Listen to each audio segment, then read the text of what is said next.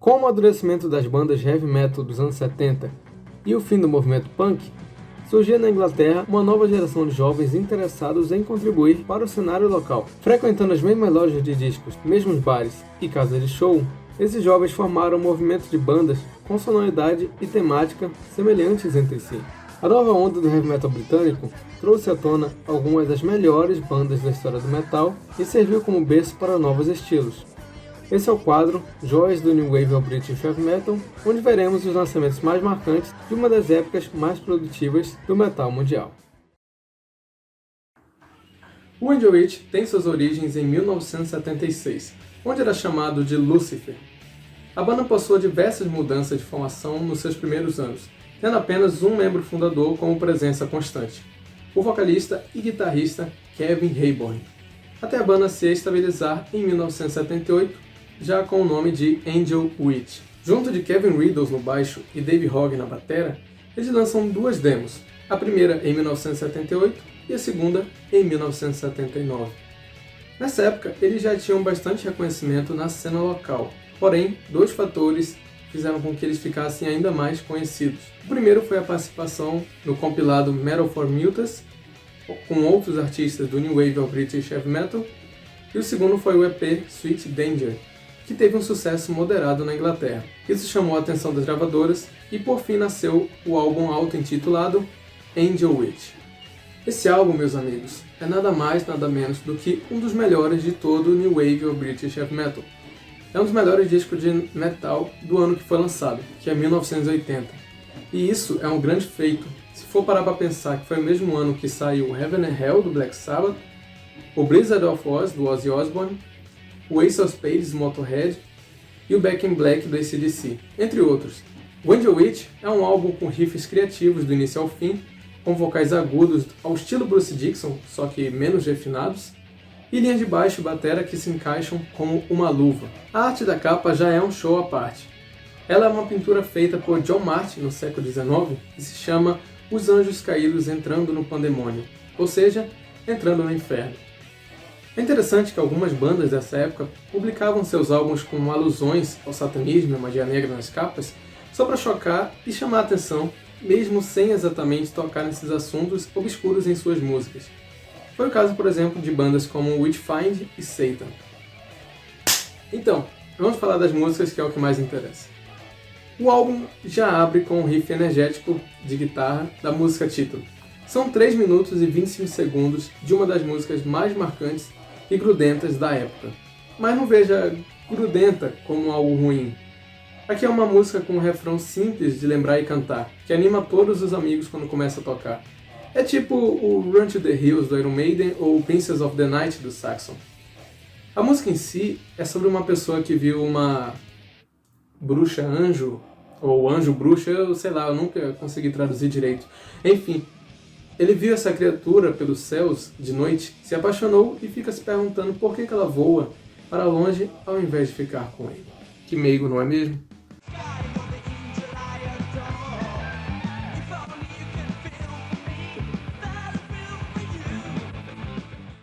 Logo em seguida temos Atlantis, que na minha opinião é uma das músicas mais interessantes e diferentes por aqui. Ela fala do fim do mundo que conhecemos por meio da volta do povo de Atlântida, que aqui é uma raça superior a tudo que conhecemos e tem como objetivo dominar o planeta. A música possui um ar sinistro do início ao fim, exceto no refrão, que tem um ar mais otimista, onde a música atinge seu auge conforme o povo de Atlântida se ergue novamente. Para os padrões de hoje, eu diria que ela é uma mistura de doom metal com power metal, mesmo que isso seja antes dos gêneros serem solidificados.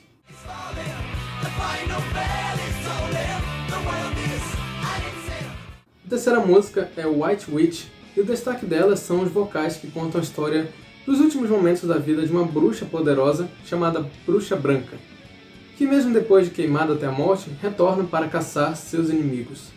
O solo é bom, porém curto, e seguido de um trecho mais lento, que é praticamente um descanso do que já ouvimos e uma preparação para os momentos finais da Bruxa Branca.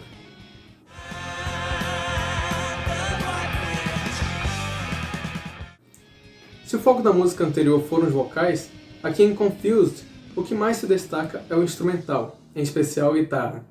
A letra relata uma pessoa que aparentemente enlouqueceu, não consegue mais confiar em ninguém e se sente sufocado com tudo na vida. A guitarra pesada no começo dá um sentimento de desconforto e perdura durante a música inteira, até finalizar num solo de 1 minuto, sendo um dos melhores solos do álbum.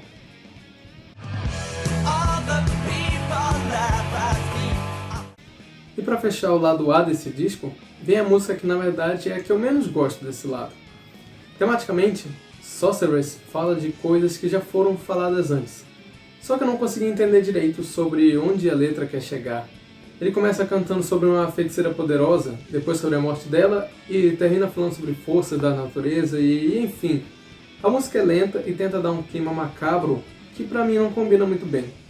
Por sorte, ela se redime do meio pro final com um solo intenso e com direito a teclados ao estilo rock dos anos 70, cortesia do baixista Kevin Riddles.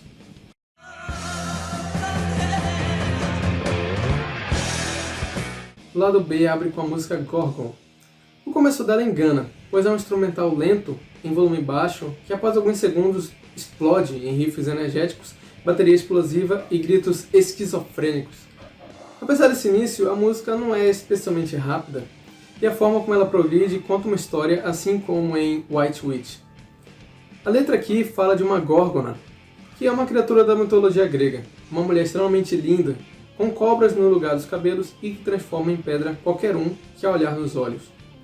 A mais famosa das Górgonas é a Medusa, mas na mitologia existem outras 2 Górgonas, que são as irmãs Steno e Euríale. A letra é um conselho para um guerreiro que vai enfrentar essa Górgona, descrevendo os poderes dela e as suas fraquezas. No final, quando o guerreiro finalmente a mata, percebe que ele a amava. E é assim que o Kevin Rayburn reafirma mais uma vez o seu fascínio por mulheres com poderes mágicos. Pois é, se ele tivesse nascido uns 20 anos depois, ele ia acabar sendo fã de Sailor Moon igual o editor desse vídeo.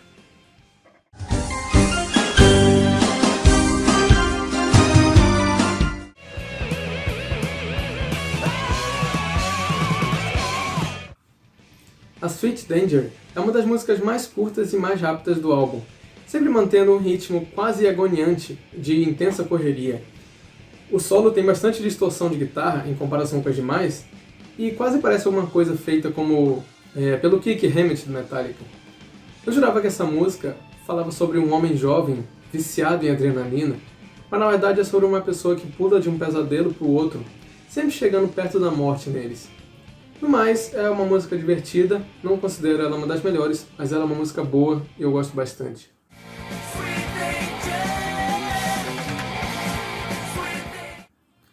Estamos chegando perto do fim do álbum com a única balada por aqui. Free Man conta o drama de um homem que passou os últimos anos da vida trancado numa prisão e agora tem a sua tão sonhada liberdade. Isso não o torna mais feliz, pois todos os lugares que ele conhece não são mais os mesmos e as pessoas que se diziam suas amigas agora não querem mais sua amizade por causa do crime que ele cometeu tantos anos atrás. Eu não consegui descobrir se a letra aqui é baseada em uma história real ou não, mas o fato é que é uma música reflexiva que te faz pensar e se colocar no lugar do protagonista.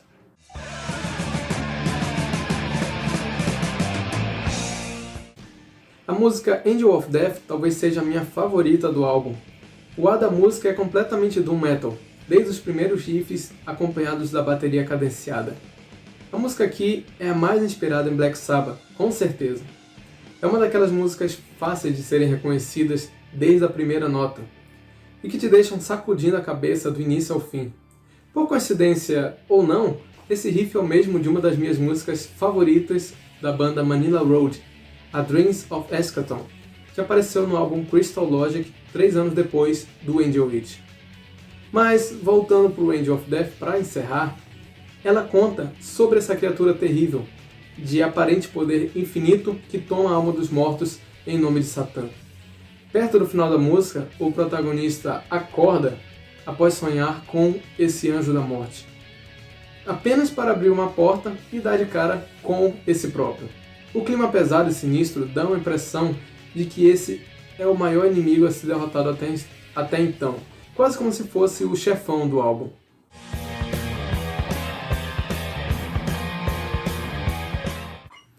Para encerrar, temos a instrumental Devil's Tower, que apesar do nome, ela não é tão macabra quanto a antecessora dela.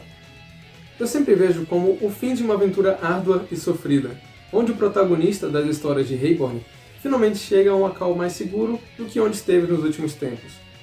Apesar disso, o lugar parece ser temporário, apenas um descanso para uma próxima aventura cheia de momentos sinistros e criaturas medonhas.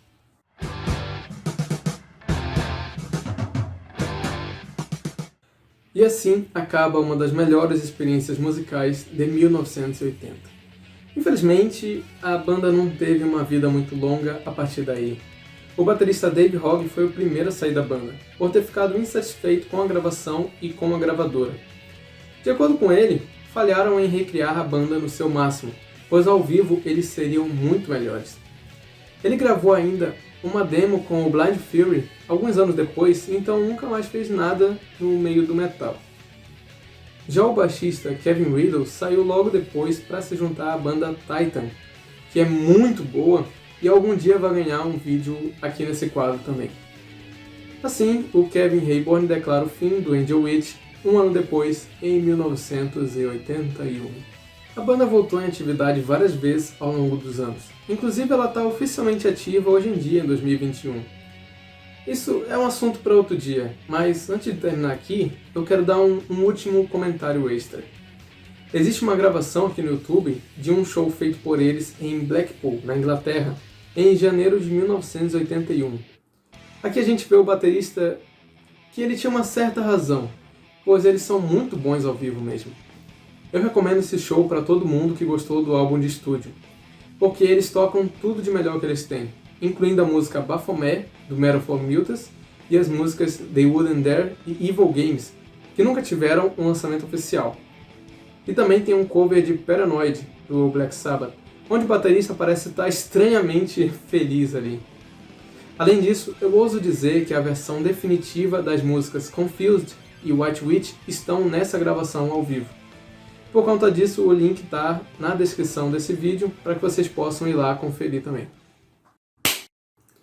Olá meus amigos, espero que vocês tenham gostado desse vídeo.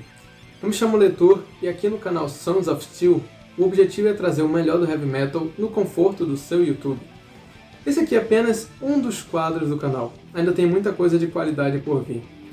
Incluindo quadros mais informativos e de review como esses, e também outros mais voltados para o entretenimento. Eu peço que vocês que estão assistindo julguem e ajudem com comentários e opiniões, curtindo o vídeo caso gostem e se inscrevendo se acreditarem no potencial do canal. Então é isso, obrigado pela audiência e continuem no metal!